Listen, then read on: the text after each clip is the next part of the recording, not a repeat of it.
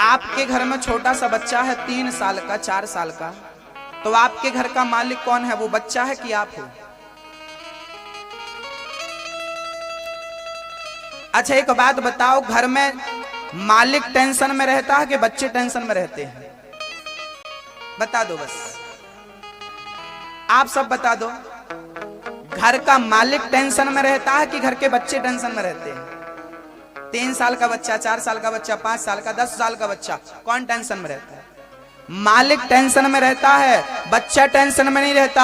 हाँ, आप मालिक बनकर भगवान के सामने जाते हो, इसलिए आपकी टेंशन दूर नहीं होती। जिस दिन बच्चे बनकर भगवान के पास जाओगे उस दिन सुन लेगा आपकी। आप मंदिर 4 बार जाते हो, गुरुजी भगवान सुनता नहीं, मालिकों की नहीं सुनता, वो बच्चों की सुनता।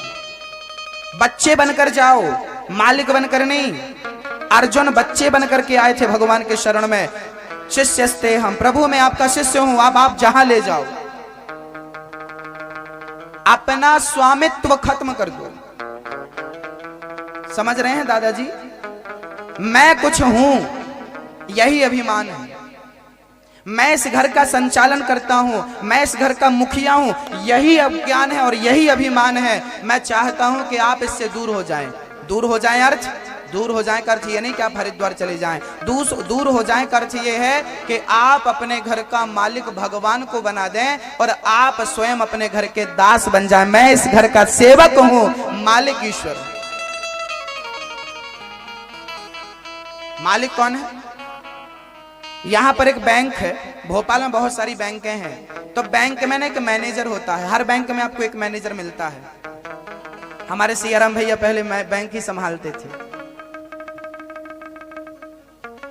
एक बैंक मैनेजर होता है, तो जो बैंक मैनेजर होता है ना, वो बैंक का पूरा मैनेजमेंट करता है। सुरक्षा उसके हाथ में, साफ सफाई उसके हाथ में, लेन देन उसके हाथ में, सारा कार्य वो करता है। लेकिन कभी बैंक का मैनेजर कहता है कि ये बैंक मेरी है? ये बैंक मेरी नहीं है, मैं इसका नौकर हूं, कर्मचारी हूं, मैं इसका सेवक हूं। इसका मालिक कोई और है, ये गवर्नमेंट की है, ये सरकार की बैंक है। मैं इसका दास हूं, मैं इसका सेवक हूं। वो काम पूरा करता है बैंक का, 1-1 रुपए का हिसाब किताब देता है। 1-1 रुपए का 1-1 लाख रुपए रोज लेता है, 1-1 करोड़ रोज लेता है, 1 करोड़ रोज देता है। लेकिन उस 1 करोड़ में क्या उसकी बुद्धि होती है कि ये करोड़ मेरा है? रोज हजारों लाखों का टर्नओवर करता है, लेकिन ये नहीं सोचता कि ये संपत्ति मेरी है, ये बैंक की संपत्ति है। मुझे तो जो महीने में जो मिलती है उससे मतलब है, मैं इसका दास हूं, मैं इसका सेवक हूं। ऐसे ही आप अपने घर के मैनेजर बन जाइए। ये समझिए कि ये घर की संपत्ति तो परमात्मा की है, पत्नी भगवान की, बेटा भगवान का, घर की प्रॉपर्टी भगवान की। मैं तो केवल मैनेजमेंट करूं, मैं संभालूं, मैं मालिक ना बनूं। मैं रक्षक हूं, मैं सेवक हूं। ठीक है, मैं साफ सफाई करता हूँ, मैं पत्नी की परवरिश करता हूँ, बच्चों की परवरिश करता हूँ, बच्चों का लालन पालन करता हूँ, एक भूमिका निभाता हूँ पिता की, एक भूमिका निभाता हूँ पति की, एक भूमिका निभाता हूँ पत्नी की, एक भूमिका निभाता हूँ भाई की, एक भूमिका निभाता हूँ पड़ोसी की। लेकिन मैं मालिक नहीं हूँ। मैं दादा की भूमिका निभा रहा हूं, मैं नाना की भूमिका निभा रहा हूं, मैं मामा की भूमिका निभा रहा हूं, मैं बुआ की फूफा जी की भूमिका निभा रहा हूं, मैं मौसा जी की भूमिका निभा रहा हूं। ये सारी भूमिकाएं हैं, मैं मालिक नहीं हूं।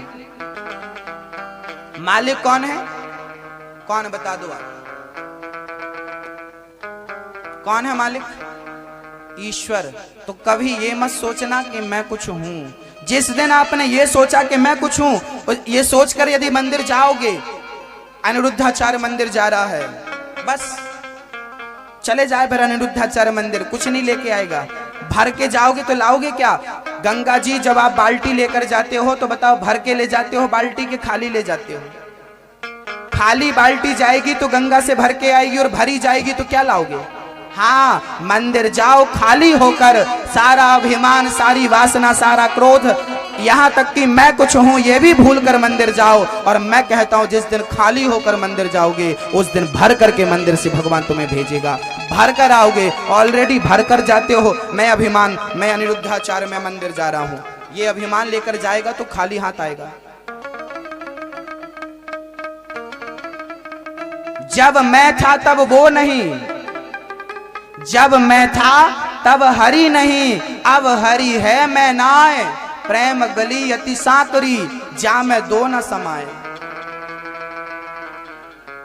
जब मैं था तब वो नहीं, मैं मतलब अभिमान, मैं था अनिरुद्धाचार्य है तो भगवान नहीं है, तू है मेरी क्या जरूरत है। जब मैं भूल जाऊंगा कि मैं कुछ हूं, मैं भूल जाऊं कि मैं कुछ हूं, जब मैं नहीं तब वो आ जाएगा।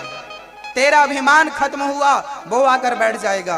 और जब वो बैठेगा, क्योंकि प्रेम गली इतनी सक्रिय है, इसमें दो लोग नहीं जा सकते, हम और हमारा भगवान दो नहीं जा सकते। चाहे तो तुम अपने अस्तित्व को मिटाओ या तो भगवान नहीं आएगा। तो दो में से एक, या तो आप या तो भगवान। तो एक काम करो, आप और भगवान दोनों मिलके एक हो जाओ। जब मैं था तब वो नहीं, अब वो है मैं ना है। मीरा से पूछा तू कौन है, मीरा से किसी ने पूछा कि तू कौन है, मीरा भूल गई थी कि मैं कौन हूं।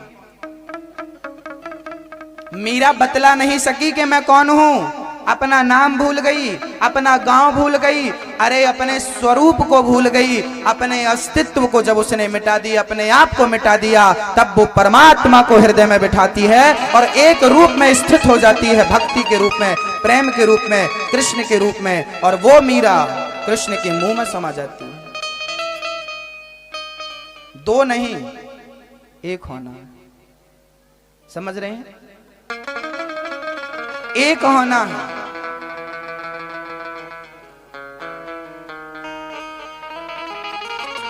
भगवान के सामने समर्पित हो जाओ, जैसे गाय माता समर्पित होती है मालिक के सामने, ऐसे आप समर्पित हो जाओ भगवान के सामने। और कुछ नहीं, बस समर्पण, इसी का नाम है समर्पण। अभिमान हटा लो, मैं कुछ हूं, मैं जीरो हूं। राम नाम एक अंक है, बाकी साधन सून, राम रहे 10 गुण है, राम बिना सब सून। एक बार जीरो बोला, एक बार जीरो बोला कि मैं बड़ा हूं, मैं संख्या को 10 गुना बढ़ाता हूं। तो संख्या बोली तो शून्य भैया तुम बैठे रहो मैं चली। तो चेक में 4-5 शून्य भर दिया और बोले भंजा लो। चेक में 5 शून्य भर दो, है कोई वैल्यू शून्यों की? शून्य की वैल्यू तब होती है जब सामने अंक होता है। क्या होता है दादाजी? अंक से शून्य की वैल्यू होती है।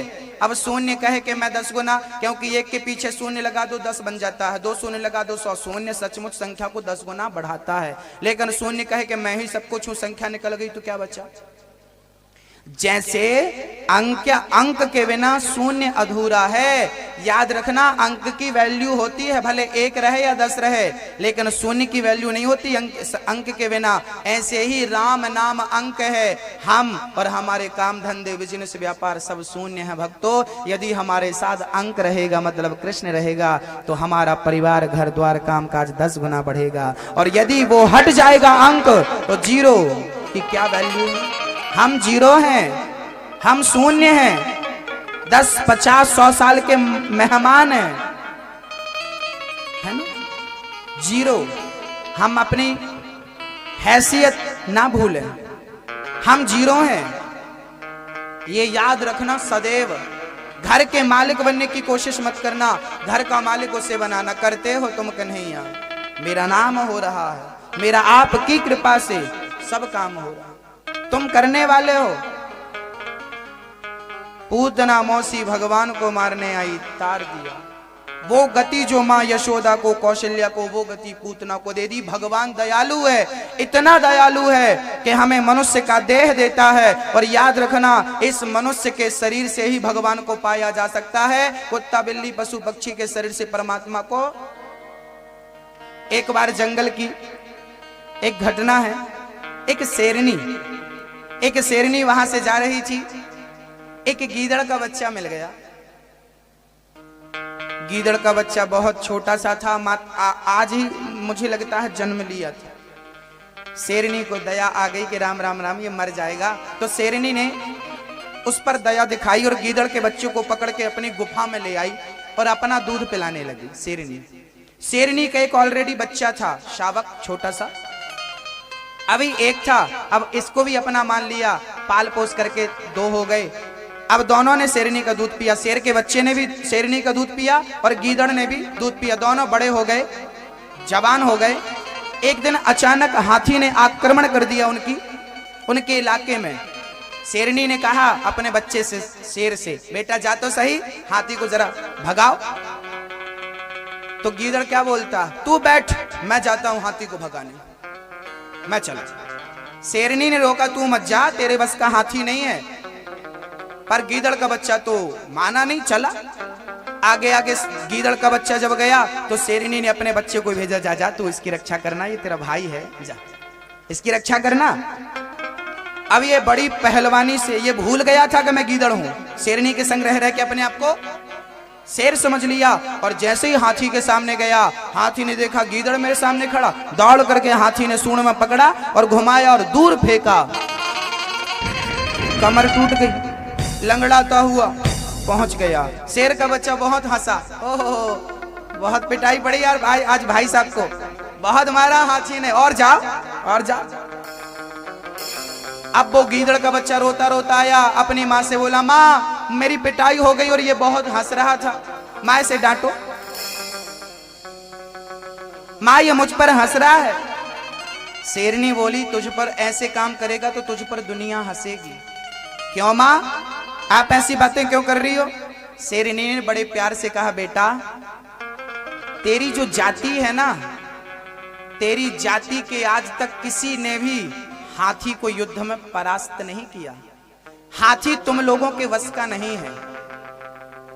गीदड़ बोला, मां मैं आपका ही तो बेटा हूं ना, तू मेरा बेटा नहीं है, तूने मेरा दूध पिया है, पर तू जन्म से गीदड़ है और दूध शेरनी का पिया है, तो तू शेर के संग रह सकता है लेकिन हाथी को परास्त नहीं कर सकता। हाथी को यदि कोई हरा सकता है युद्ध में तो केवल शेर का बच्चा ही हरा सकता है, शेर ही हरा सकता है, गीदड़ कभी नहीं हरा सकता। ऐसे ही जैसे कि हाथी को सिर्फ शेर का बच्चा परास्त कर सकता है, ऐसे मनुष्य का शरीर ही परमात्मा को प्राप्त कर सकता है। अन्य योनियों में जाकर के आप परमात्मा को प्राप्त नहीं कर सकते। जैसे अन्य जीव जंतु हाथी को परास्त नहीं कर सकते, ऐसे कुत्ता बिल्ली पशु पक्षी की योनि में जाकर के आप ईश्वर को नहीं पा सकते। परमात्मा को यदि पा सकते हैं तो मनुष्य के चोले से और इस शरीर से भी भगवान को नहीं पाया तो इससे बड़ा दुर्भाग्य और क्या होगा।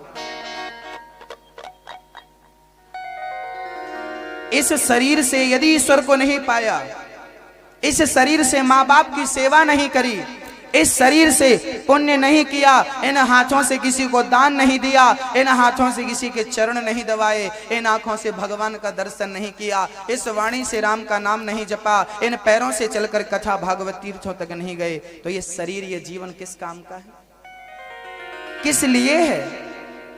याद रखना भक्तों, पूतना भगवान को मारने आई, भगवान ने तार दिया। इतना दयालु कौन होगा, मारने वाली को तारता है। अरे हमें मनुष्य बना करके परमात्मा ने हमें मौका देकर हम पर बहुत बड़ा एहसान किया है और हम उस एहसान के तले दबे हैं। ईश्वर ने हम पर एहसान किया है।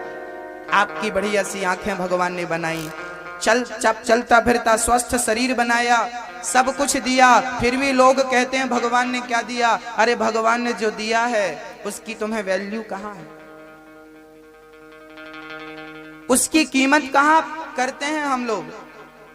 भगवान ने पूतना को मार गिराया, भगवान की भगवत्ता को याद करते हुए कहा, अहो वकेयम स्तनकाल कोटम जिघांसयापा ययदाप्यसाध्वी लेभे गतिं धात्र्युचितां ततोऽन्यं कंबा दयालुं शरणं व्रजेमा। अहो बकेयम, अहो बड़े आश्चर्य की बात है, बकासुर की बहन बकी आई मारने, भगवान ने उसे तार दिया। आप विचार करिए, आपको कोई जहर पिलाए तो आप उसके साथ क्या करेंगे, पर पूतना ने जहर पिलाया तो भगवान ने उसे तार दिया। हाँ, जहर पिलाने वाली को तारता है तो आरती उतारने वाले को ना जाने कौन सी गति देता होगा, न जाने कौन से गुण पर दयानिधि रीझ जाते हैं। यही सदग्रंथ कहते हैं, यही हरिभक्त गाते हैं।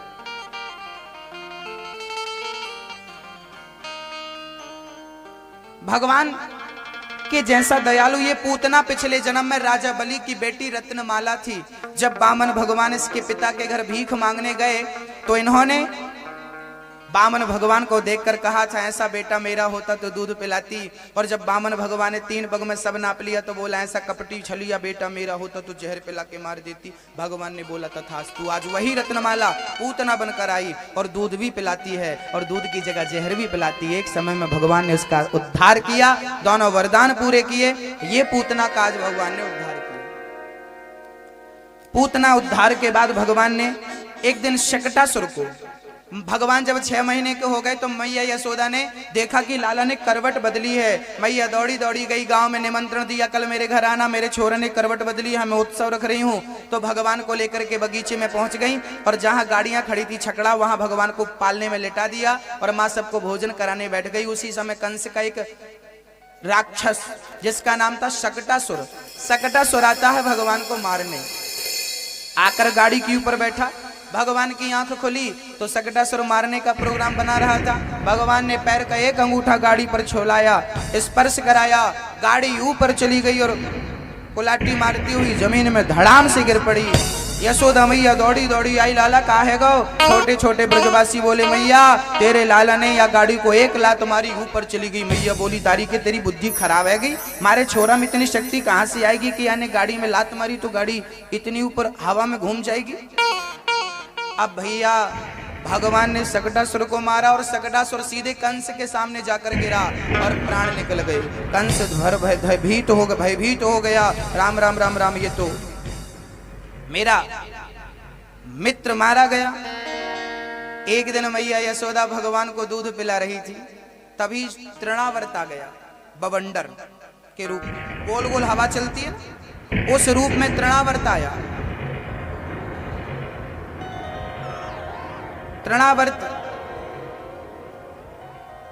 तृणावर्त जब आया, माँ यशोदा दूध पिला रही थी लाला को। उसी समय भगवान ने अपना वजन बढ़ाना शुरू कर दिया। मैया बोली राम राम, मैंने दूध ज्यादा पिला दिया, लाला का तो वजन बढ़ गया, वजन बढ़ गया। मैया ने लिटाया, अंदर काम से गई, तृणावर्त आया, भगवान को लेके भागा। भगवान ने अपना इतना विशाल स्वरूप बनाया, इतना वजन बढ़ाया। तृणावर्त सोचा मैं जल्दी जल्दी में कहीं पत्थर तो नहीं ले आया। ध्यान से देखा तो काला काला पत्थर दिखाई पड़ा। भगवान बोले राम राम, सारी दुनिया पत्थर में कृष्ण को देखती है, तुम कृष्ण में पत्थर देख रहे हो, पत्थर से पटक के मारेंगे। पटक दिया पत्थर को। तृणावर्त का गोविंदाय नमो नमः।